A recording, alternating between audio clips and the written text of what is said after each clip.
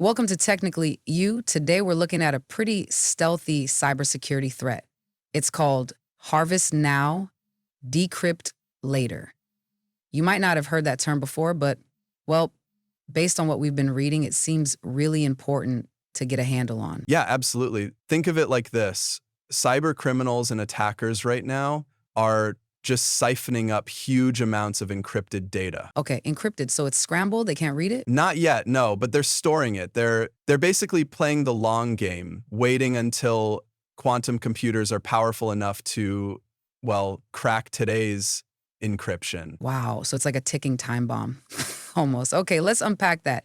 What makes our current encryption, which we think is pretty solid, vulnerable to these future quantum machines? Well, our current standards like RSA, ECC, they're built on math problems that are just incredibly difficult for today's computers. Right, like factoring huge numbers takes forever. Exactly. Billions of years practically.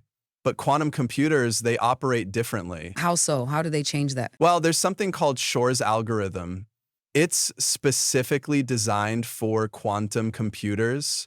If you think of classical computers trying every single key on a catalog, Yeah, brute force. right? Shor's algorithm gives a quantum computer a massive shortcut for these specific math problems used in RSA and ecclesiastical. It could potentially find the key almost instantly. Wow, instantly. Okay, that would pretty much break current encryption. Absolutely. Then it could change cybersecurity forever, yeah. Make a lot of what we rely on totally ineffective, that is. Yeah, that's a sobering thought. So, is there anything we can do? Like, is there a defense against this quantum future? Yes, definitely. There's a whole field called post-quantum cryptography, or PQC. So listeners, if you want more information in PQC, we have a podcast for that. PQC, yes, we do.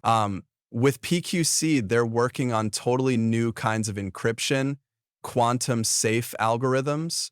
The idea is these new methods will be tough for both classical and quantum computers to break. So, new math problems that even quantum computers find hard? Sort of, yeah. Different mathematical foundations. These are actively being developed and standardized now. Okay, that's reassuring. But let's talk about the risks. Like, right now, what does this mean for, say, governments or healthcare or banks or even just regular people? The impact could be huge. Think about classified government documents, sensitive patient health records, your financial transactions, company secrets, all encrypted today. Encrypted today, but perhaps not strongest for the future? Yes, so if cyber criminals harvest the data now, it will potentially be readable years down the line when quantum computers mature. Your personal emails, messages, digital identity, all potentially vulnerable later on. So, data stolen today could become a problem way in the future. This isn't just theoretical then. No, the harvesting is happening now. The risk is tangible, even if the decryption capability is still developing. Okay, so knowing this is potentially happening, what can someone listening or, a company actually do? Right now, it feels a bit overwhelming, like a back burner future problem. It does, but the action needs to start now.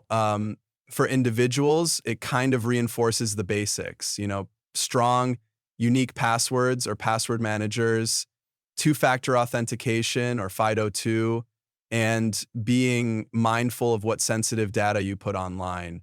Right, total digital hygiene. Exactly. For organizations, it's more involved. They need to start identifying their critical data that needs long-term protection, understand their specific risk, and definitely start tracking PQC developments. So, inventory and awareness basically to get ready for the switch when it comes. Yeah, start planning the migration. Staying informed is really the key to staying ahead of the curve here. You can't wait until the quantum computers are fully here and operational. Okay, so the main takeaway from our podcast seems to be, even though powerful quantum computers might be years away, this harvest now, decrypt later threat is active now.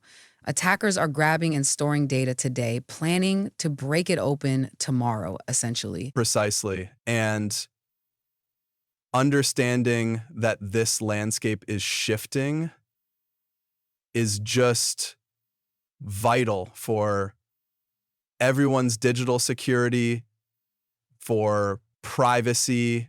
It's about preparing, not panicking. And that really makes you think. It leaves us with a question, I suppose, for everyone listening. What data, what secrets are you creating digitally today that need to remain secret for, say, 10, 20, 30 years? And given this potential quantum future, what first steps could you maybe take to protect that long term? Something to mull over. Thanks for listening to Technically You, and as always, stay informed and stay curious.